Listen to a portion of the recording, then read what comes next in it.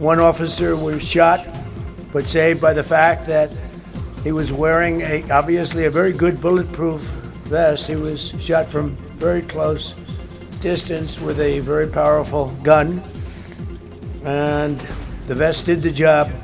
I just spoke to the officer, and he's doing great. He's in great shape. He has very high spirits, and we told him we love him and respect him, and he's a very proud guy. He's very proud of what he does, Secret Service agent. And we looked at all of the conditions that took place tonight, and I will say, it's not a particularly secure building. ಇನ್ನು ಭದ್ರತೆ ಕುರಿತಂತೆ Trump ಮಾತನಾಡಿದ್ದು, Hilton ಹೋಟೆಲ್ಗೆ ಅಷ್ಟೊಂದು ಭದ್ರತೆ ಇಲ್ಲ, ಇದು ಗೊತ್ತಿದ್ದೇ ದಾಳಿಕೋರ hotel ಒಳಗೆ ಪ್ರವೇಶಿಸಿದ್ದಾನೆ. ಡಿನ್ನರ್ ಮೀಟಿಂಗ್ ಆಯೋಜಿಸಿದ್ದ ಜಾಗದಲ್ಲಿ ಭದ್ರತೆ ನಿಯೋಜಿಸಲಾಗಿತ್ತು, ಆದರೆ ಹಿಲ್ಟನ್ ಹೋಟೆಲ್ನಲ್ಲಿ ಹೆಚ್ಚಿನ ಭದ್ರತೆ ಇರಲಿಲ್ಲ. ಇನ್ನು ಹೆಚ್ಚಿನ ಭದ್ರತೆ ನಿಯೋಜನೆ ಮಾಡುವ ಬಗ್ಗೆ ಪರಿಶೀಲನೆ ಮಾಡ್ತಿದ್ದೇವೆ ಅಂತ ಟ್ರಂಪ್ ಹೇಳಿದ್ದಾರೆ. ಅಮೆರಿಕ ಶ್ವೇತಭವನದ ಹಿಲ್ಟನ್ ಹೋಟೆಲ್ನಲ್ಲಿ ನಡೆದಂತಹ ಗುಂಡಿನ ದಾಳಿ ಬಗ್ಗೆ ಪ್ರಧಾನಿ ನರೇಂದ್ರ ಮೋದಿ ಕಳವಳ ವ್ಯಕ್ತಪಡಿಸಿದ್ದಾರೆ. ವಾಷಿಂಗ್ಟನ್ನಲ್ಲಿ ಟ್ರಂಪ್ ಮತ್ತು ಮೆಲಾನಿಯಾ ಭಾಗಿಯಾಗಿದ್ದಂತಹ ಔತಣಕೂಟದಲ್ಲಿ ನಡೆದ ದಾಳಿ ನಿಜವಾಗಿಯೂ ಕಳವಳಕಾರಿ. ಟ್ರಂಪ್ ಮತ್ತು ಮೆಲಾನಿಯಾ ಸುರಕ್ಷಿತವಾಗಿದ್ದಾರೆ, ಇಬ್ಬರು ಸುರಕ್ಷಿತವಾಗಿರುವಂತಹ ಸುದ್ದಿ ಕೇಳಿ ಸಮಾಧಾನ ಆಯಿತು ಅಂತ ಹೇಳಿದ್ದಾರೆ. ಪ್ರಜಾಪ್ರಭುತ್ವದಲ್ಲಿ ಹಿಂಸೆಗೆ ಸ್ಥಾನವಿಲ್ಲ ಅಂತ ಮೋದಿ ಹೇಳಿದ್ದಾರೆ. ದಾಳಿಕೋರನಿಗೂ ಇರಾನ್ಗೂ ಸಂಬಂಧ ಇದೆಯಾ ಅನ್ನುವ ಪ್ರಶ್ನೆಗೆ ಟ್ರಂಪ್ ಉತ್ತರಿಸಿದ್ದು, ದಾಳಿಕೋರನಿಗೆ ಇರಾನ್ ಜೊತೆ ಯಾವುದೇ ಸಂಬಂಧ ಇಲ್ಲ ಅಂತ ಅನಿಸ್ತಾ ಇದೆ. ಮೇಲ್ನೋಟಕ್ಕೆ ಈತ ಬೆದರಿಸಲೆಂದು ದಾಳಿ ಮಾಡಿರುವಂತೆ ಕಾಣಿಸ್ತಾ ಇದೆ. ನಮ್ಮ ಸಿಬ್ಬಂದಿ ಈ ಬಗ್ಗೆ ಪರಿಶೀಲನೆ ಮಾಡ್ತಿದ್ದಾರೆ ಅಂತ ಹೇಳಿದರು. ಟ್ರಂಪ್ ಮೇಲೆ ನಡೆದಿರುವಂತಹ ದಾಳಿ ಇದೇ ಮೊದಲೇನಲ್ಲ. ಈ ಹಿಂದೆಯೂ ಕೂಡ ಟ್ರಂಪ್ ಮೇಲೆ ದಾಳಿ ಮಾಡಲಾಗಿತ್ತು. 2024ರ ಜುಲೈನಲ್ಲಿ ಟ್ರಂಪ್ ಪೆನ್ಸಿಲ್ವೇನಿಯಾದಲ್ಲಿ ಪ್ರಚಾರ ಮಾಡ್ತಾ ಇದ್ದಂತಹ ಸಂದರ್ಭದಲ್ಲಿ ಅವರ ಮೇಲೆ ದಾಳಿ ಮಾಡಲಾಗಿತ್ತು. 2016ರಲ್ಲೂ ಕೂಡ ಟ್ರಂಪ್ ಭಾಗಿಯಾಗಿದ್ದ ಸಭೆಯಲ್ಲಿ ಗನ್ ಹಿಡಿದು ಬಂದಿದ್ದ ವ್ಯಕ್ತಿಯೊಬ್ಬನನ್ನ ವಶಕ್ಕೆ ಪಡೆಯಲಾಗಿತ್ತು. ಒತ್ತಡದ ಬೆದರಿಕೆ ಅಡಿಯಲ್ಲಿ ಅಮೆರಿಕದ ಜೊತೆ ಯಾವುದೇ ಮಾತುಕತೆ ನಡೆಸುವುದಿಲ್ಲ ಅಂತ ಇರಾನ್ ಹೇಳಿದೆ. ಈ ಬಗ್ಗೆ ಇರಾನ್ ಅಧ್ಯಕ್ಷ ಮಸೌದ್ ಪೆಜೆಶ್ಕಿಯಾನ್ ಪಾಕ್ ಪ್ರಧಾನಿ ಶಹಬ್ಬಾಸ್ಗೆ ತಿಳಿಸಿದ್ದು, ಇರಾನ್ ಎಂದಿಗೂ ಬೆದರಿಕೆ ಅಡಿ ಮಾತುಕತೆಗೆ ಬರಲ್ಲ ಅಂತ ಹೇಳಿದ್ದಾರೆ. ಇದೇ ವೇಳೆ ಪಾಕಿಸ್ತಾನದಿಂದ ಒಮನ್ ಭೇಟಿ ನೀಡಿರುವ ಇರಾನ್ ವಿದೇಶಾಂಗ ಸಚಿವ ಅರಾಗ್ಚಿ ಮತ್ತೆ ಪಾಕಿಸ್ತಾನಕ್ಕೆ ಬರುವಂತಹ ಸಾಧ್ಯತೆ ಇದೆ. ಈ ವೇಳೆ ಶಾಂತಿ ಸಭೆ ನಡೆಯುವ ಸಾಧ್ಯತೆಯೂ ಇದೆ. ಬಳ್ಳಾರಿಯ ಸಂಡೂರಿನಲ್ಲಿ ಸಚಿವ ಸಂತೋಷ್ ಲಾಡ್ ಮಾತನಾಡಿ, ಅಮೆರಿಕ ಅಧ್ಯಕ್ಷ ಡೊನಾಲ್ಡ್ ಟ್ರಂಪ್ ವಿರುದ್ಧ ಹರಿಹಾಯ್ದಿದ್ದಾರೆ. ಟ್ರಂಪ್ ಪ್ರತಿ ಬಾರಿಯೂ ಭಾರತವನ್ನ ಹೀಯಾಳಿಸುತ್ತಿದ್ದಾರೆ. ಭಾರತವನ್ನ ನರಕದ ದೇಶ ಅಂತ ಟ್ರಂಪ್ ಒಬ್ಬ ಹುಚ್ಚ ಅಂತ ಹೇಳಿದ್ದಾರೆ. ಹುಚ್ಚನಾಗಿರುವಂತಹ ಕಾರಣಕ್ಕೆ ಭಾರತದ ಬಗ್ಗೆ ಇಷ್ಟು ಕೆಟ್ಟದಾಗಿ ಮಾತನಾಡ್ತಾನೆ. ಪ್ರಧಾನಿ ಮೋದಿ ಮತ್ತು ಕೇಂದ್ರದ ನಾಯಕರು ಟ್ರಂಪ್ ಬಗ್ಗೆ ಮಾತನಾಡಲ್ಲ. ಇದು ಸಾಕಷ್ಟು ಮುಜುಗರ ತರುವಂತಹ ವಿಚಾರ. ಟ್ರಂಪ್ ಹೇಳಿಕೆ ವಿರುದ್ಧ ದೇಶಾದ್ಯಂತ ಆಕ್ರೋಶ ವ್ಯಕ್ತವಾಗ್ತಾ ಇದೆ. ಆದರೆ ಅಮೆರಿಕ ಅಧ್ಯಕ್ಷ ಟ್ರಂಪ್ಗೆ ಭಾರತದ ಕೆಲವರು ಗುಲಾಮರಾಗಿದ್ದಾರೆ ಅಂತ ಕಟುವಾಗಿ ಟೀಕಿಸಿದ್ದಾರೆ.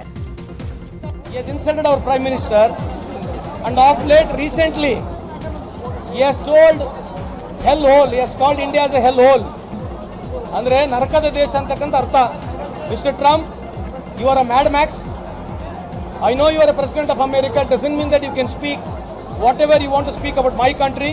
ಅವ್ರು ಈ ಥರ ಮಾತನಾಡ್ತಕ್ಕಂಥದ್ದು ನಾವು ಖಂಡನೆ ಮಾಡೋದ್ರ ಜೊತೆಗೆ ನಮಗೇನು ಬೇಸರ ಅಂತಂದ್ರೆ, ಈ ದೇಶದ ಪ್ರಧಾನಮಂತ್ರಿ ಆಗಿರಲಿ ಅಥವಾ BJP ಮುಖಂಡರಾಗಿರಲಿ, ಸರ್ಕಾರದ ಯಾವುದೇ ಸೆಕ್ರೆಟರಿ ಆಗಿರಲಿ ಅಥವಾ ನಮ್ಮ ಫಾರಿನ್ ಸೆಕ್ರೆಟರಿ ಆಗಿರಲಿ, ಮಾತಾಡ್ತಕ್ಕಂಥ ಮಾತನ್ನು ನೋಡಿದ್ರೆ ನಮಗೆ ಮುಜುಗರ ನಾಚಿಕೆ ಆಗ್ತಾ ಇದೆ.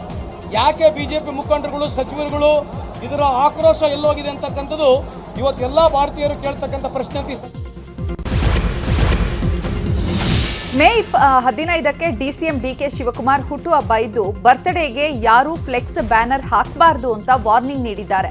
ಯಾರಾದರೂ ಫ್ಲೆಕ್ಸ್ ಬ್ಯಾನರ್ ಹಾಕಿದ್ರೆ ಎಲ್ಲರ ಮೇಲೂ ಕೇಸ್ ಹಾಕಿಸ್ತೇನೆ. ರೋಡ್ ಹಾಳು ಮಾಡೋರನ್ನ ಯಾರು ಮಾಡಬಾರ್ದು, ಇದು ನನ್ನ ವೈಯಕ್ತಿಕ ಅಭಿಪ್ರಾಯ. ಯಾರಾದರೂ ಫ್ಲೆಕ್ಸ್ ಬ್ಯಾನರ್ ಹಾಕಿದ್ರೆ ಹೆಚ್ಚು ದಂಡ ಹಾಕುವಂತೆ ಕಾರ್ಪೊರೇಷನ್ ಕಮಿಷನರ್ಗೆ ಹೇಳಿದ್ದೇನೆ ಅಂತ ಎಚ್ಚರಿಕೆ ನೀಡಿದ್ದಾರೆ. ನೋಡಿ, ಮೇ 15ಕ್ಕೆ ನಾನು ಎಲ್ಲರಿಗೂ ಹೇಳ್ತಾ ಇದ್ದೀನಿ, ಯಾರು ಫ್ಲೆಕ್ಸು ಅಡ್ವರ್ಟೈಸ್ಮೆಂಟ್ ಯಾವುದು ಕೊಡಬಾರ್ದು. ಫ್ಲೆಕ್ಸ್ ಗಿಕ್ಸಲ್ಲಿ ಹಾಕ್ಬೋದು, ಹಾಕಿದ್ರೆ ಎಲ್ಲರ ಮೇಲೂ ಕೇಸ್ ಹಾಕ್ತೀನಿ ನಾನು. ಯಾರು ಫ್ಲೆಕ್ಸು ಕಾರ್ಯಕರ್ತರು ಅಭಿಮಾನಿಗಳು ಹಾಕಿದ್ರೆ ಬರ್ತ್ಡೇ ವಿಚಾರದಲ್ಲಿ ನಾನಂತೂ ಕೇಸ್ ಹಾಕ್ತೀನಿ. ಬೇಕಾದ್ರೆ ಅಡ್ವರ್ಟೈಸ್ಮೆಂಟ್ಗಳು ಇದೆ, ದುಡ್ಡುಗಳು ಕಟ್ಬಿಟ್ಟು ಬೇಕಾದ್ರೆ ಮಾಡ್ಕೊಳ್ಳಿ. ಯಾರೂ ರೋಡಲ್ಲಿ ರೋಡ್ ಹಾಳು ಮಾಡೋದಕ್ಕೆ ಮಾಡಬಾರ್ದು. ನನ್ನ ಪರ್ಸ್ನಲ್ ರಿಕ್ವೆಸ್ಟು. ನಾನು ಕಾರ್ಪೊರೇಷನ್ ಕಮಿಷನರ್ಗಳಿಗೆಲ್ಲ ಹೇಳಿದ್ದೀನಿ, ಫಸ್ಟು ಕೇಸ್ ಹಾಕಿ ಅಂತ. ಕೇಸ್ ಹಾಕಿ ಹೆವಿ ಫೈನ್.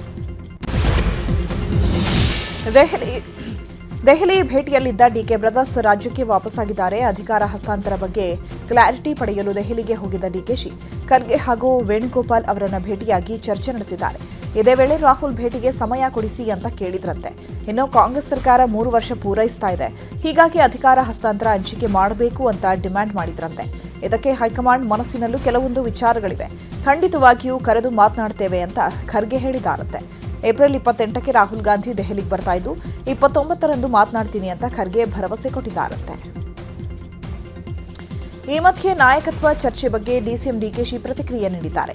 ನಮ್ಮಲ್ಲಿ ಯಾವುದೇ ಸಮಸ್ಯೆ ಸದ್ಯಕ್ಕಿಲ್ಲ, ಏನೇನು ತೀರ್ಮಾನ ಆಗಿದೆಯೋ ಆಗಬೇಕು, ಅದರ ಪ್ರಕಾರವೇ ಆಗುತ್ತೆ. ನನ್ನ ಪಕ್ಷದ ಮೇಲೆ ನನಗೆ ವಿಶ್ವಾಸವಿದೆ, ಹೈಕಮಾಂಡ್ ಹೇಳಿಕೆಗೆ ಎಲ್ಲರೂ ಬದ್ಧ ಅಂತ ಹೇಳಿದರು. ಬಂದ್ರಿ ರಾಜಕೀಯ ವಿಚಾರವಾಗಿ ಚರ್ಚೆ ಕೂಡ ಆಗಿದೆ ಅನ್ನೋ ಒಂದು. ನೋಡಪ್ಪ, ನಾನು ಯಾವುದೂ ಪೊಲಿಟಿಕಲ್ ಇಶ್ಯೂಸ್ನ ಮೀಡಿಯಾ ಮುಂದೆ ಮಾತಾಡೋಲ್ಲ. ಇದ್ರ ಟೈಮ್ ಬಂದಾಗ ನಿಮಗೆಲ್ಲ ಅದೆಲ್ಲ ಗೊತ್ತಾಗ್ತದೆ ಅಂತ ನಾನು ಹಿಂದೆನೇ ಹೇಳಿದ್ದೀನಿ. ಸೊ ಅಲ್ಲಿ ನಾಡ್ತಾ ಇದ್ದು ಏನು, ನಮ್ಮಲ್ಲೇನು ಯಾವ ಸಮಸ್ಯೆ ಏನೂ ಇಲ್ಲ, ಯಾವ ಪಾಲಿಟಿಕ್ಸು ಇಲ್ಲ, ಏನಿಲ್ಲ. ಯಾವ ಟೈಮಲ್ಲಿ ಏನು ಮಾಡಬೇಕು ಮಾಡ್ತಾರೆ, ನಮ್ಮ ಪಾರ್ಟಿಲಿ ಏನು ಬೇಕಾದ್ರೂ ಮಾಡ್ತಾರೆ, ಅದೇನು ಸಮಸ್ಯೆ ಇಲ್ಲ. ನಮಗೆ ನಮ್ಮ ಪಕ್ಷದ ಮೇಲೆ ವಿಶ್ವಾಸ ಇದೆ, ಏನು ಮಾಡಬೇಕು ಮಾಡ್ತಾರೆ. ಹೈಕಮಾಂಡ್ ಯಾವಾಗ ಏನು ಮಾಡ್ತಾರೋ ಒಪ್ಕೋತೀವಿ ಅಂತ ನಾನು ಚೀಫ್ ಮಿನಿಸ್ಟರ್ ಇಬ್ಬರು ಹೇಳಿದ್ದೀವಿ. ಆ ಪ್ರಕಾರ ಡಿಸಿಎಂ ಡಿಕೆ ಶಿವಕುಮಾರ್ ದೆಹಲಿ ಪ್ರವಾಸದ ಬಗ್ಗೆ ಸಚಿವ ಎಂಬಿ ಪಾಟೀಲ್ ಪ್ರತಿಕ್ರಿಯೆ ನೀಡಿದ್ದಾರೆ. ಡಿಕೆಶಿ ಕೆಪಿಸಿಸಿ ಅಧ್ಯಕ್ಷರಿದ್ದಾರೆ, ಹೀಗಾಗಿ ದೆಹಲಿಯಲ್ಲಿ ಮುಖಂಡರ ಭೇಟಿ ಸಾಮಾನ್ಯ ಎಂದಿದ್ದಾರೆ. ಮನೆಯಲ್ಲಿ ಸಮಸ್ಯೆ ಇರುವಂತೆ ರಾಜಕೀಯ ಪಕ್ಷದಲ್ಲಿ ಇರುತ್ತೆ, ಹೈಕಮಾಂಡ್ ಸರಿ ಮಾಡುತ್ತೆ ಅಂತ ಹೇಳಿದ್ದಾರೆ. ಡಿಕೆ ಶಿವಕುಮಾರ್ ಅವರು ವಿವಿಧ ರಾಜ್ಯಗಳ ಒಂದು ಚುನಾವಣಾ ಸಮಿತಿಯಲ್ಲಿದ್ದಾರೆ. ಅವರು ಕೆಪಿಸಿಸಿ ಅಧ್ಯಕ್ಷರು ಇದ್ದಾರೆ. ಹೀಗಾಗಿ ಡೆಲ್ಲಿಗೆ ಹೋಗಿ ಮುಖಂಡರನ್ನ ಭೇಟಿಯಾಗುವಂಥದ್ದು ಸರ್ವೇ ಸಾಮಾನ್ಯ. ಇದು ಅದರಲ್ಲಿ ಏನೋ ವಿಶೇಷತೆ ಕೂಡ ಮಾಡುವಂಥದ್ದಿಲ್ಲ. ಮತ್ತು ನಾಯಕತ್ವ, ಇನ್ನಿತರ ವಿಚಾರಗಳು, ಮಂತ್ರಿಮಂಡಲ, ಯಾವುದೇ ವಿಚಾರಗಳು ಇವತ್ತೊಂದು ದಿವಸ ಅವೆಲ್ಲವೂ ಕೂಡ ನಮ್ಮ ಕಾಂಗ್ರೆಸ್ ಪಕ್ಷದಲ್ಲಿ ಪದೇ ಪದೇ ಹೇಳ್ತಾ ಇದ್ದೀವಿ. ಇನ್ನು ಮುಂದೆ ಕೇಳಕ್ಕೆ ಹೋಗಬೇಡಿ, ಇದು ಹೈಕಮಾಂಡಿಗೆ ಬಿಟ್ಟಂಥ ವಿಚಾರ. ಹೈಕಮಾಂಡ್ ಏನು ನಿರ್ಣಯ ತಗೋತದೆ, ಸಿದ್ದರಾಮಯ್ಯನವರು ಹೇಳಿದಾರ, ಡಿ ಕೆ ಶಿವಕುಮಾರ್ ಅವರು ಹೇಳಿದಾರ, ಎಲ್ಲರೂ ಕೂಡ ಕಾಂಗ್ರೆಸ್ ಪಕ್ಷದಲ್ಲಿ ಹೈಕಮಾಂಡ್ ಇಸ್ ಸುಪ್ರೀಂ, ಅಂತಿಮ. ಸಿದ್ದರಾಮಯ್ಯ ಸುಗುಟೂರಿಗೆ ಬರಲಿಲ್ಲ ಅಂದ್ರೆ ಸಿಎಂ ಕುರ್ಚಿ ಉಳಿಯಲ್ಲ. ಸಿದ್ದರಾಮೇಶ್ವರ ಜಾತ್ರೆಗೆ ಬಂದ್ರೆ ಸಿದ್ದರಾಮಯ್ಯ ಸಿಎಂ ಕುರ್ಚಿಗೆ ಯಾವುದೇ ತೊಂದರೆ ಆಗಲ್ಲ ಅಂತ ಸುಗಟೂರು ಗ್ರಾಮಸ್ಥರು ಹೇಳ್ತಿದ್ದಾರೆ. ಚಿಕ್ಕಬಳ್ಳಾಪುರದ ಶಿಡ್ಲಘಟ್ಟ ತಾಲೂಕಿನ ಸುಗುಟೂರು ಗ್ರಾಮದಲ್ಲಿ ಸಿದ್ದರಾಮೇಶ್ವರ ಜಾತ್ರೆಗೆ ಸಿದ್ಧತೆ ನಡೀತಾ ಇದೆ. ಸಿಎಂ ಆಗಮನದ ನಿರೀಕ್ಷೆಯಲ್ಲಿ ಜನರಿದ್ದಾರೆ. ಹಿಂದೆ ಸಿದ್ದರಾಮೇಶ್ವರ ಜಾತ್ರೆಗೆ ಆಗಮಿಸಿ ತೆರಳಿದಂತಹ ವೇಳೆ ಸಿದ್ದರಾಮಯ್ಯ ಸಿಎಂ ಆಗಿದ್ರು. ಈಗ ಸಿಎಂ ಬರಬೇಕು ಅಂತ ಗ್ರಾಮಸ್ಥರು ಆಗ್ರಹ ಮಾಡಿದ್ದಾರೆ. ಮಾನ್ಯ ಮುಖ್ಯಮಂತ್ರಿಗಳು ಸಿದ್ದರಾಮಯ್ಯ ಸಾಹೇಬರು ಸಹ ಬಹಳ ಹಿಂದಿನ ದಿನಗಳಲ್ಲಿ ಇಲ್ಲಿ ಬಂದು ಹೋದ್ಮೇಲೆ ಅವರಿಗೆ ಒಂದು ಉಜ್ವಲವಾದಂಥ ಭವಿಷ್ಯ, ರಾಜ್ಯದ ಚುಕ್ಕಾಣಿ ಹಿಡಿದು ಮುಖ್ಯಮಂತ್ರಿಗಳಾಗಿ ಕಾರ್ಯನಿರ್ವಹಿಸೋಕ್ಕೆ ಒಂದು ಅವಕಾಶ ಆಯಿತು ಅಂತಲೂ ಸಹ ಇಲ್ಲಿ ಬಂದು ದರ್ಶನ ಪಡ್ಕೊಂಡು ಹೋದ್ಮೇಲೆ ಅವ್ರಿಗೆ ಒಂದು ಒಳ್ಳೆಯದಾಗಿದೆ ಅಂತಲೂ ಸಹ ಹೇಳ್ತಾರೆ ಜನ ಇಲ್ಲಿ. ಹಾಗಾಗಿ ಮತ್ತೆ ಅವರು ನಾಳೆ ನಮ್ಮ ಊರಿಗೆ ಬರ್ತಾ ಇರೋಂಥದ್ದು ಒಂದು ನಮಗೆಲ್ರಿಗೂ ಸಹ ಒಂದು ಒಳ್ಳೆಯ ಬೆಳವಣಿಗೆ. ಜೊತೆಗೆ ಮತ್ತು ಅವರಿಗೆ ಹೆಚ್ಚಿನ ಆರೋಗ್ಯ, ಹೆಚ್ಚು ಶಕ್ತಿ ಕೊಡುವಂಥದ್ದಾಗಲಿ ಭಗವಂತ. ಚಿತ್ರದುರ್ಗದಲ್ಲಿ ಮಾಜಿ ಸಚಿವ ಶ್ರೀರಾಮುಲು ಕಾಂಗ್ರೆಸ್ ವಿರುದ್ಧ ವಾಗ್ದಾಳಿ ನಡೆಸಿದ್ದಾರೆ. ಉಪಚುನಾವಣೆ ನಂತರ ಕಾಂಗ್ರೆಸ್ನಲ್ಲಿ ಸಾಕಷ್ಟು ಗೊಂದಲ ಇವೆ, ಸರಿಯಾಗಿ ಸರ್ಕಾರ ನಡೀತಾ ಇಲ್ಲ, ಸಿಎಂ ಡಿಸಿಎಂ ಮಧ್ಯೆ ಹೊಂದಾಣಿಕೆ ಇಲ್ಲ, ಸಿಎಂ ಯಾರು ಆಗಬೇಕು ಅನ್ನೋ ಮಾತೇ ನಡೀತಾ ಇದೆ, ಸಿಎಂ ಕುರ್ಚಿ ಎಳೆದುಕೊಳ್ಳಲು ಪೈಪೋಟಿ ನಡೀತಾ ಇದೆ. ಈ ಗದ್ದಲದಲ್ಲೇ ಸರ್ಕಾರ ಬಿದ್ದು ಹೋಗುವಂತಹ ಸಾಧ್ಯತೆ ಇದೆ. ಕಾಂಗ್ರೆಸ್ ಸರ್ಕಾರ ಬಿಟ್ಟರೆ ಸರ್ಕಾರ ಮಾಡಲು ನಾವು ಸಿದ್ಧರಾಗಿದ್ದೇವೆ. ಬಿಜೆಪಿ 130ಕ್ಕೂ ಅಧಿಕ ಸೀಟ್ ರಾಜ್ಯದಲ್ಲಿ ಗೆಲ್ಲಲಿದೆ ಅಂತ ಹೇಳಿದ್ದಾರೆ. ಮೇ 9ರಂದು ಮಾಜಿ ಸಿಎಂ ಬಿಎಸ್ ಯಡಿಯೂರಪ್ಪ ಅವರ ಅಭಿಮಾನೋತ್ಸವ ಕಾರ್ಯಕ್ರಮ ಚಿತ್ರದುರ್ಗದಲ್ಲಿ ನಡೆಯಲಿದೆ. ಈ ಹಿನ್ನೆಲೆ ಅಭಿಮಾನೋತ್ಸವದ ಜಾಗದಲ್ಲಿ ಧ್ವಜ ಪೂಜೆ, ಗೋಪೂಜೆ ಮೂಲಕ ಭೂಮಿ ಪೂಜೆ ಮಾಡಲಾಯಿತು. ಭೂಮಿ ಪೂಜೆಯಲ್ಲಿ ಬಿಜೆಪಿ ರಾಜ್ಯಾಧ್ಯಕ್ಷ ವಿಜಯೇಂದ್ರ, ಆರ್ ಅಶೋಕ್, ಛಲವಾದಿ ನಾರಾಯಣಸ್ವಾಮಿ, ಜಿಎಂ ಸಿದ್ದೇಶ್ವರ, ಶ್ರೀರಾಮುಲು, ಗೋವಿಂದ ಕಾರಜೋಳ, ರೇಣುಕಾಚಾರ್ಯ ಸೇರಿದಂತೆ ಹಲವರು ಭಾಗಿಯಾಗಿದ್ರು. ಇನ್ನು ಭೂಮಿ ಪೂಜೆಯಲ್ಲಿ ವಿವಿಧ ಮಠಾಧೀಶರು ಸಹ ಭಾಗಿಯಾಗಿದ್ರು.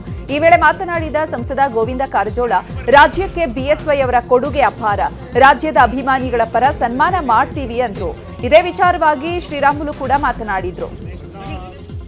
ಅವರಿಗೆ ಒಂದು ಸನ್ಮಾನ ಮತ್ತು ಅಭಿನಂದನಾ ಸಮಾರಂಭ ಕಾರ್ಯಕ್ರಮವನ್ನು ಮುಂದಿನ ತಿಂಗಳು 9ನೇ ತಾರೀಕಿಗೆ ಈ ಚಿತ್ರದುರ್ಗ ಪಟ್ಟಣದಲ್ಲಿ ಮೈದಾನದಲ್ಲಿ ರಾಷ್ಟ್ರೀಯ ನಾಯಕರಾದಂಥ ಅಮಿತ್ ಶಾ ಅವರು ಬಂದು ಆ ಕಾರ್ಯಕ್ರಮವನ್ನು ಕೂಡ ಉದ್ಘಾಟನೆಯನ್ನು ಕೂಡ ಮಾಡ್ತಾ ಇದ್ದಾರೆ. ಸನ್ಮಾನ್ಯ ಯಡಿಯೂರಪ್ಪನವರು 50 ವರ್ಷಗಳ ಕಾಲ ಅವರು ಏನು ಸೇವೆಯನ್ನು ಸಲ್ಲಿಸಿದರೋ, ಪಾರ್ಟಿ ಏನು ಸಂಘಟನೆಯನ್ನು ಮಾಡಿದರೋ, ಇವೆಲ್ಲ ನೋಡಿದಂಥ ಟೈಮಲ್ಲಿ ಅವರು ಯಾವ ರೀತಿಯಲ್ಲಿ ಕಷ್ಟಪಟ್ಟಿದ್ದಾರೆ ಅನ್ನೋಂಥ ವಿಚಾರವನ್ನು ಕೂಡ ನಮ್ಮ ಗಮನದಲ್ಲಿ ಇಟ್ಕೋಬೇಕಾಗುತ್ತೆ. ಈ ಕಾರ್ಯಕ್ರಮದಲ್ಲಿ ಮುಂಬರುವಂಥ ದಿನಗಳಲ್ಲಿ ಎಲ್ಲ ಕಡೆ ಕೂಡ 224 ಕ್ಷೇತ್ರದಿಂದ ಕೂಡ ಜನತಾ ಬಿಎಸ್ವೈ ಅಭಿಮಾನೋತ್ಸವ ಕಾರ್ಯಕ್ರಮದ ವೇದಿಕೆಗೆ ಭೂಮಿ ಪೂಜೆ ನೆರವೇರಿಸಿ ವಿಜಯೇಂದ್ರ ಪ್ರತಿಕ್ರಿಯೆ ನೀಡಿದ್ದಾರೆ. ಯಡಿಯೂರಪ್ಪನವರು ರಾಜಕೀಯದಲ್ಲಿ 50 ವರ್ಷದ ಸಾರ್ಥಕ ಸೇವೆ ಸಲ್ಲಿಸಿದ್ದಾರೆ. ಈ ಹಿನ್ನೆಲೆ ಅಭಿಮಾನಿಗಳು ಸನ್ಮಾನ ಕಾರ್ಯಕ್ರಮ ಮಾಡುತ್ತಿದ್ದಾರೆ. ಕಾರ್ಯಕ್ರಮಕ್ಕೆ ಕೇಂದ್ರ ಗೃಹ ಸಚಿವ ಅಮಿತ್ ಶಾ ಚಾಲನೆ ಕೊಡ್ತಾರೆ. ಮೇ 9ರಂದು ನಡೆಯುವ ಕಾರ್ಯಕ್ರಮ ತುಂಬಾ ವಿಶೇಷವಾಗಿರುತ್ತೆ ಅಂತ ಹೇಳಿದರು.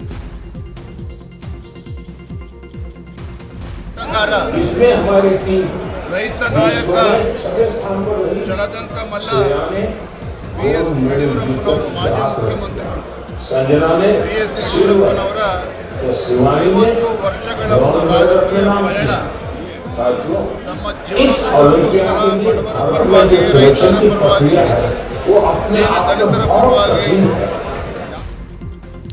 ಇನ್ನು ವಿಪಕ್ಷ ನಾಯಕ ಅಶೋಕ್ ಮಾತನಾಡಿ, ಉತ್ತಮ ಮುಹೂರ್ತದಲ್ಲಿ ಕಾರ್ಯಕ್ರಮದ ಗುದ್ದಲಿ ಪೂಜೆ ಮಾಡ್ತೇವೆ. ಚಿತ್ರದುರ್ಗ ತವರು ಮನೆ ಇದ್ದ ಹಾಗೆ. ಕಾರ್ಯಕ್ರಮಕ್ಕೆ ಲಕ್ಷಾಂತರ ಮಂದಿ ಜನ ಸೇರಬೇಕು.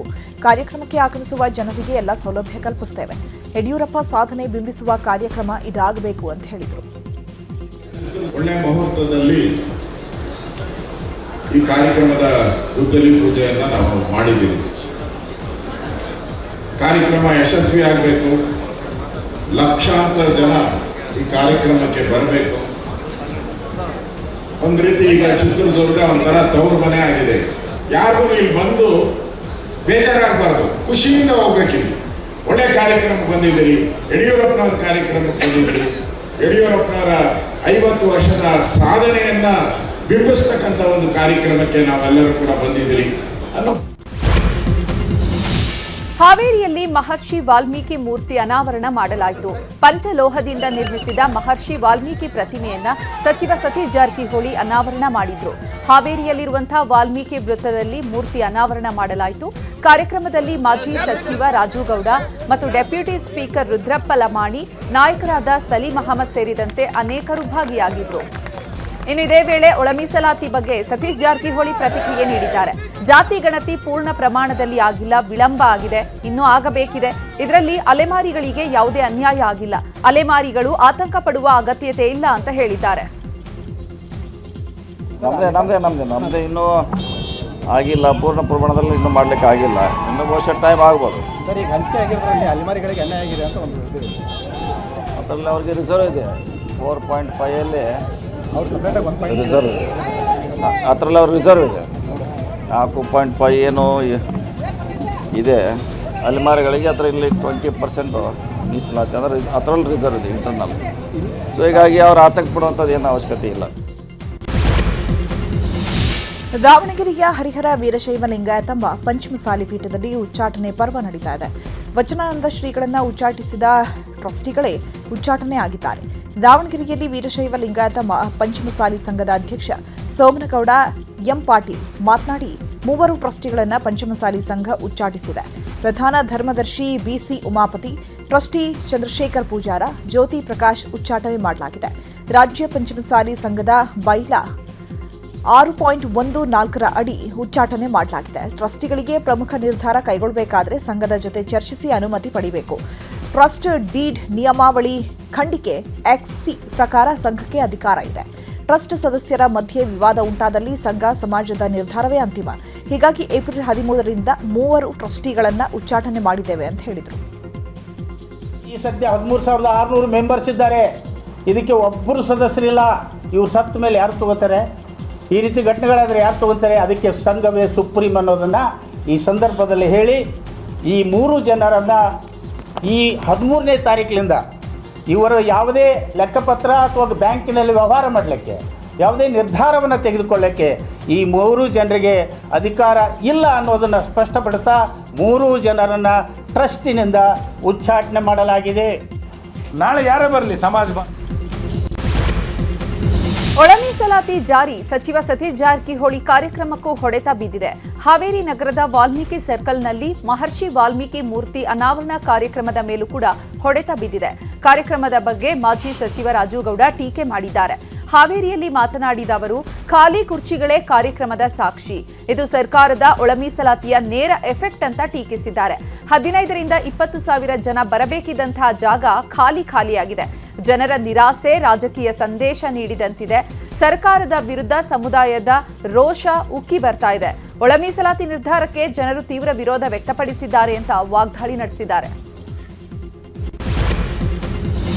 ಬೆಳಗಾವಿ ನಗರದ ಮಂಡೋಳಿ ರಸ್ತೆಯಲ್ಲಿರುವ ವಕೀಲರೊಬ್ಬರ ಮನೆ ಮೇಲೆ ಗುಂಡಿನ ದಾಳಿ ನಡೆಸಲಾಗಿದೆ. ವಕೀಲೆ ಪೂಜಾ ಕಾಕತ್ಕರ್ ಮನೆ ಮೇಲೆ ದಾಳಿ ನಡೆಸಲಾಗಿದೆ. ನಿನ್ನೆ ರಾತ್ರಿ 1 ರಿಂದ 2 ಗಂಟೆಯ ಸುಮಾರಿನಲ್ಲಿ ದುಷ್ಕರ್ಮಿಗಳು ಗುಂಡಿನ ದಾಳಿ ನಡೆಸಿದ್ದಾರೆ. ಮನೆಯ ಮೊದಲ ಮಹಡಿಯನ್ನು ಗುರಿಯಾಗಿಸಿ ದಾಳಿ ಮಾಡಲಾಗಿದೆ. ಮನೆಯ ಮೊದಲ ಮಹಡಿಯಲ್ಲಿ ಪುತ್ರಿ ಓದ್ತಾ ಇದ್ದ ವೇಳೆ ದಾಳಿ ನಡೆಸಿದ್ದಾರೆ. ಮನೆಯ ಗ್ಲಾಸ್ ಮೇಲೆ ಫೈರಿಂಗ್ ಮಾರ್ಕ್ ಬಿದ್ದಿದ್ದು, ಘಟನಾ ಸ್ಥಳಕ್ಕೆ ಸುಕೋ ಟೀಮ್ ಭೇಟಿ ನೀಡಿ ಪರಿಶೀಲನೆ ನಡೆಸಿದ್ದಾರೆ. ಪೂಜಾ ಕಳೆದ 18 ವರ್ಷಗಳಿಂದ ವಕೀಲ ವೃತ್ತಿ ಮಾಡುತ್ತಿದ್ದಾರೆ. ಅವರು ಹೈ ಪ್ರೊಫೈಲ್ ಕೇಸ್ ಪರ ವಾದ ಮಾಡ್ತಾ ಇದ್ದು, ಕುಟುಂಬಕ್ಕೆ ರಕ್ಷಣೆ ನೀಡುವ ಭರವಸೆಯನ್ನು ಪೊಲೀಸರು ನೀಡಿದ್ದಾರೆ. ಶಿಡ್ಲಘಟ್ಟದಲ್ಲಿ ಕಾಂಗ್ರೆಸ್ ಮುಖಂಡ ರಾಜೀವ್ ಗೌಡ ಅಧಿಕಾರಿಗೆ ಧಮಕಿ ಹಾಕಿರುವ ವಿಡಿಯೋ ವೈರಲ್ ಆಗಿತ್ತು. ಈ ಮಧ್ಯೆ ಬೆಂಗಳೂರಿನಲ್ಲಿ ಬಿಜೆಪಿ ಮುಖಂಡನೊಬ್ಬ ಅಧಿಕಾರಿಗೆ ಆವಾಜ್ ಹಾಕಿದ್ದಾನೆ. ಹಾಲು ಉತ್ಪಾದಕರ ಸಂಘದ ನಿರ್ದೇಶಕ ಸ್ಥಾನದಿಂದ ಅನರ್ಹಗೊಂಡಿದ್ದಕ್ಕೆ ಯಲಹಂಕ ಬಿಜೆಪಿ ಮುಖಂಡ ಸತೀಶ್ ಕಡತನಮಲೆ ಆವಾಜ್ ಹಾಕಿದ್ದಾರೆ. ಮಲ್ಲೇಶ್ವರದ ಸಹಕಾರಿ ಸಂಘ ಕಚೇರಿಗೆ ನುಗ್ಗಿದಂತಹ ಸತೀಶ್ ದಾಂಧಲೆ ಎಬ್ಬಿಸಿದ್ದು, ಸಹಾಯಕ ನಿಬಂಧಕ ಪ್ರಕಾಶ್ ರಾವ್ ಕಚೇರಿ ಸಿಬ್ಬಂದಿಗೆ ಅವಾಚ್ಯವಾಗಿ ನಿಂದಿಸಿದ್ದಾರೆ. ಸತೀಶ್ ವಿರುದ್ಧ ಮಲ್ಲೇಶ್ವರ ಠಾಣೆಯಲ್ಲಿ ದೂರು ದಾಖಲಾಗಿದೆ. ರಾಯಚೂರಿನಲ್ಲಿ ಕಾಲೇಜಿಗೆ ಬಂದ ಯುವತಿಗೆ ಮದುವೆಯಾಗುವುದಾಗಿ ನಂಬಿಸಿ ಬಲವಂತವಾಗಿ ತಾಳಿ ಕಟ್ಟಿ ಅತ್ಯಾಚಾರ ಮಾಡಿರುವಂತಹ ಆರೋಪ ಕೇಳಿಬಂದಿದೆ. ಅತ್ಯಾಚಾರ ಎಸಗಿದ ಬಳಿಕ ತಾಳಿ ಕಿತ್ತುಕೊಂಡು ಯುವಕ ಎಸ್ಕೇಪ್ ಆಗಿದ್ದಾನೆ. ಯುವಕನ ವಿರುದ್ಧ ಯುವತಿ ದೂರು ನೀಡಿದ್ದಾಳೆ. ಲಿಂಗಸುಗೂರು ಠಾಣೆಯಲ್ಲಿ ದೂರು ದಾಖಲಾಗ್ತಾ ಇದ್ದಂತೆ ಪೊಲೀಸರು ರಾಜಿ ಸಂಧಾನ ಮಾಡಿದ್ದಾರೆ. ಈ ವೇಳೆ ಪುನಃ ತಾಳಿ ಕಟ್ಟೋದಾಗಿ ಹೇಳಿದಂತಹ ಯುವಕ ಮದುವೆ ಬಟ್ಟೆ ಧರಿಸಿ ಎಸ್ಕೇಪ್ ಆಗಿದ್ದಾನೆ. ಸದ್ಯ ಯುವಕನ ವಿರುದ್ಧ ದೂರು ದಾಖಲಾಗಿದೆ. ಬೆಂಗಳೂರಿನ ಮದುವೆ ಕಲ್ಯಾಣ ಮಂಟಪದಲ್ಲಿ 1 ಕೋಟಿ ಮೌಲ್ಯದ ಚಿನ್ನಾಭರಣ ಕಳವು ಮಾಡಲಾಗಿದೆ. ಬೆಂಗಳೂರಿನ ಆವಲಹಳ್ಳಿ ವ್ಯಾಪ್ತಿಯ ಎಸ್ಡಿಪಿ ಪ್ಯಾಲೇಸ್ ಕಲ್ಯಾಣ ಮಂಟಪದಲ್ಲಿ ಘಟನೆ ನಡೆದಿದೆ. ಏಪ್ರಿಲ್ 22ರಂದು ನಡೆದಿರುವಂತಹ ಘಟನೆ ತಡವಾಗಿ ಬೆಳಕಿಗೆ ಬಂದಿದೆ. ಅಮೆರಿಕದಲ್ಲಿ ವೈದ್ಯೆಯಾಗಿರುವ ಶ್ರೀದೇವಿ ಎನ್ನುವವರ ಚಿನ್ನಾಭರಣ ಕಳವಾಗಿದೆ. ರಿಸೆಪ್ಷನ್ಗೆ ಅಂತ ವೈದ್ಯೆ ಕಲ್ಯಾಣ ಮಂಟಪಕ್ಕೆ ಬಂದಿದ್ರು. ಕೆಲವು ಒಡವೆಯನ್ನ ಧರಿಸಿದಂತಹ ಶ್ರೀದೇವಿ ಇನ್ನೂ ಕೆಲವು ಒಡವೆಯನ್ನ ರೂಮ್ನಲ್ಲೇ ಇಟ್ಟು ಲಾಕ್ ಮಾಡಿದ್ರು. ರಿಸೆಪ್ಷನ್ ಮುಗಿಸಿ ಬರುವಷ್ಟರಲ್ಲಿ ವೈದ್ಯೆಯ ಚಿನ್ನಾಭರಣ ಕಳುವಾಗಿದೆ. ಸದ್ಯ ಘಟನೆಗೆ ಸಂಬಂಧಪಟ್ಟಂತೆ ಆವಲಹಳ್ಳಿ ಠಾಣೆಯಲ್ಲಿ ದೂರು ನೀಡಲಾಗಿದೆ.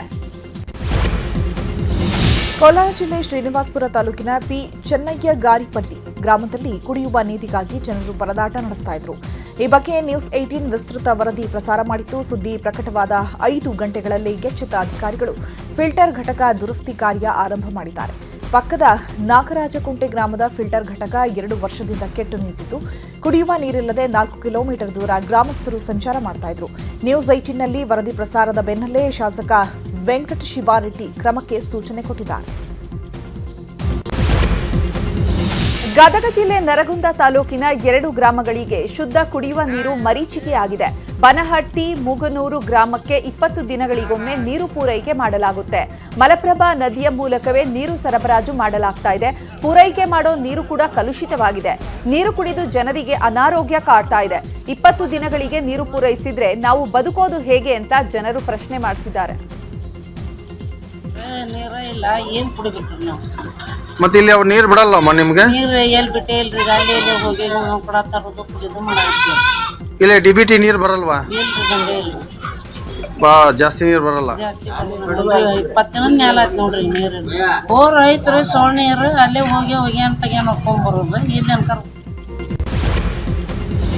ಉತ್ತರ ಕನ್ನಡ ಜಿಲ್ಲೆಯ ಕುಮಟಾ ಬಸ್ ನಿಲ್ದಾಣದಲ್ಲಿ ಶೌಚಾಲಯದ ಡ್ರೈನೇಜ್ ಒಡೆದು ಕೊಳಚೆ ನೀರು ಬರ್ತಾ ಇದೆ.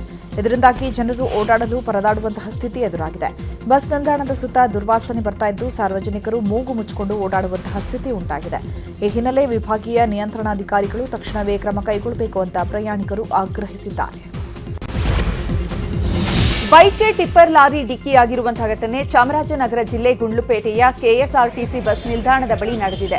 ಅದೃಷ್ಟವಶಾತ್ ಬೈಕ್ನಲ್ಲಿದ್ದ ಮಡಹಳ್ಳಿ ಗ್ರಾಮದ ಗಂಗಾಧರ್ ದಂಪತಿ ಪ್ರಾಣಾಪಾಯದಿಂದ ಪಾರಾಗಿದ್ದಾರೆ. ಬೈಕ್ಗೆ ಟಿಪ್ಪರ್ ಗುದ್ದಿದ ಕೂಡಲೇ ದಂಪತಿ ಕೆಳಗೆ ಬಿದ್ದಿದ್ದಾರೆ. ಸ್ಥಳೀಯರು ರಕ್ಷಣೆ ಮಾಡಿದ್ದಾರೆ. ಗುಂಡ್ಲುಪೇಟೆ ಪೊಲೀಸರು ಟಿಪ್ಪರ್ ವಶಕ್ಕೆ ಪಡೆದಿದ್ದಾರೆ. ಎಸ್ಎಸ್ಎಲ್ಸಿ ಪರೀಕ್ಷೆಯಲ್ಲಿ ತುಮಕೂರು ಜಿಲ್ಲೆ ಮಧುಗಿರಿ ತಾಲೂಕಿನ ರೈತನ ಮಗಳು ಶಿಲ್ಪಿತಾ ಎಂ (98.24) ಅಂಕ ಪಡೆದು ಉತ್ತಮ ಸಾಧನೆ ಮಾಡಿದ್ದಾರೆ.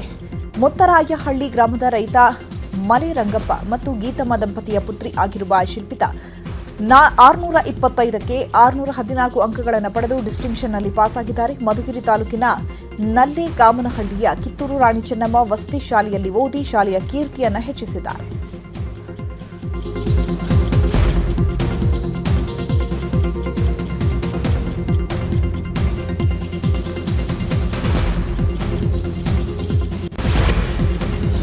ಜೂನ್ 5ರಂದು ವಿಶ್ವ ಪರಿಸರ ದಿನದ ಹಿನ್ನೆಲೆ 15 ಲಕ್ಷ ಸಸಿಗಳನ್ನು ನೆಡಲು ಬಿಡಿಎ ಮುಂದಾಗಿದೆ. ಸಿಲಿಕಾನ್ ಸಿಟಿಯಲ್ಲಿ ಮತ್ತಷ್ಟು ಹಸಿರಾಗಿಸಲು ಉದ್ದೇಶದಿಂದ ಬಿಡಿಎ ಈ ನಿರ್ಧಾರವನ್ನು ಕೈಗೊಂಡಿದೆ.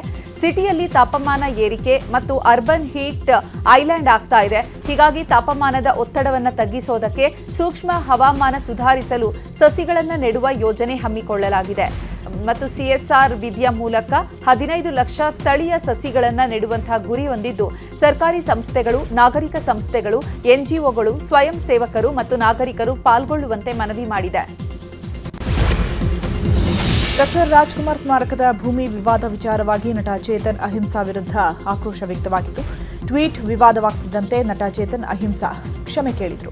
ನಿನ್ನೆ ಕ್ಷಮೆ ಕೇಳಿದ್ದ ಚೇತನ್ ಇವತ್ತು ಉಲ್ಟಾ ಹೊಡೆದಿದ್ದು ತಮ್ಮ ಹೇಳಿಕೆಯನ್ನು ಸಮರ್ಥಿಸಿಕೊಂಡಿದ್ದಾರೆ. ನಿನ್ನೆ ರಾಜ್ಕುಮಾರ್ ಅಭಿಮಾನಿಗಳು ಧಮಕಿ ಹಾಕಿದ್ದಾರೆ. ನಿನ್ನೆ ಗೂಂಡಾಗಿರಿ ಮಾಡಲು ನನ್ನ ಬಳಿ ಕೆಲವರು ಬಂದಿದ್ರು. ನಾನು ನನ್ನ ಮಾತಿನ ಮೇಲೆ ಇವತ್ತು ಕೂಡ ನಿಂತೇನೆ. ನಿನ್ನೆ ಸಾರಾ ಗೋವಿಂದು ಅವರು ಬಳಸಿದ ಪದಗಳು ಸರಿಯಿಲ್ಲ. ಡಾಕ್ಟರ್ ರಾಜ್ಕುಮಾರ್ ಹೆಸರಿಗೆ ಸಾರಾ ಗೋವಿಂದು ಮಸಿ ಬಳಿತಿದ್ದಾರೆ ಅಂತ ಆರೋಪಿಸಿದ್ದಾರೆ. ಆದರೆ ಯಾರು ನಿಜವಾಗ್ಲೂ ರಾಜ್ಕುಮಾರ್ ಅವರ ಹೆಸರಿಗೆ ಮಸಿ ಬಳಿತಾ ಇದ್ದಾರೆ ಅಂದರೆ ಕೆಲವು ವ್ಯಕ್ತಿಗಳು, ಸಾರಾ ಗೋವಿಂದ್ ಅಂತ ವ್ಯಕ್ತಿ, ಯಾರು ರಾಜ್ಕುಮಾರ್ ಅಭಿಮಾನಿ ಸಂಘ ಅಂತ ಹೆಸರಲ್ಲಿ ಭಾಳ ಅವಾಚ್ಯ ಶಬ್ದಗಳು, ಗೂಂಡಾವರ್ತನೆ ಮತ್ತು ಜೀವ ಬೆದರಿಕೆಗಳು, ಏನೇನು ಅವಹೇಳನಕಾರಿ ಮಾತುಗಳಾಡಿ, ಎಲ್ಲ ಒಂದು ಮಹಿಳಾ ನಿಂದನೆ ಮಾತುಗಳಾಡಿ ಭಾಳ ರಾಜ್ಕುಮಾರ್ ಹೆಸರಿಗೆ ಅವರು ಕೆಟ್ಟ ಹೆಸರು ಕೊಡ್ತಾ ಇದ್ದಾರೆ. ಯಾರು ನಿನ್ನೆ ಬಂದು ಗುಂಡಗಿರಿ ಕೈ ಎತ್ಬಿಟ್ಟು ಒಡೆಯೋಕ್ಕೆ ಬಂದಿದ್ದಾರೆ, ಒಂದು ಗೂಂಡಾವರ್ತನೆ ಮಾಡೋರು ಅಂಥ ವ್ಯಕ್ತಿಗಳು ಈ ಒಂದು ನಿಜವಾಗ್ಲೂ ಈ ಏನು ಜನರ ಧ್ವನಿನ ಕ್ರಶ್ ಮಾಡೋಕ್ಕೆ ಟ್ರೈ ಮಾಡ್ತಾ ಇದ್ದಾರೆ, ಬಾಯಿ ಮುಚ್ಚಕ್ಕೆ ಟ್ರೈ ಮಾಡ್ತಾ ಇದ್ದಾರೆ. ರಾಜ್ಕುಮಾರ್ ನಡೆ ನುಡಿನ ಅವರು ಎತ್ತಿಡಿತಾ ಇಲ್ಲ. ನಮ್ಮಂಥ ಮತ್ತು ಅನೇಕ ಇವತ್ತು ಸೇರಿರೋ ಹೋರಾಟಗಾರರೇ ನಿಜವಾಗ್ಲೂ ರಾಜ್ಕುಮಾರ್ ಅಭಿಮಾನಿಗಳು. ನಾವು ಅವ್ರು ನುಡಿದಂತೆ ನಡೆದಿರೋದನ್ನು ನಾವು ಮುಂದುವರಿಸ್ತಾ ಇದ್ದೀವಿ. ಸೊ ನಿಜವಾಗ್ಲೂ ನಮ್ಮ ಕಣ್ಣಲ್ಲಿ ಉತ್ತಮ ಕರ್ನಾಟಕ ಕಟ್ಟಬೇಕು ಅಂದರೆ ನಾವು ರಾಜ್ಕುಮಾರ ಅನುಯಾಯಿಗಳ ಕೆಲಸ.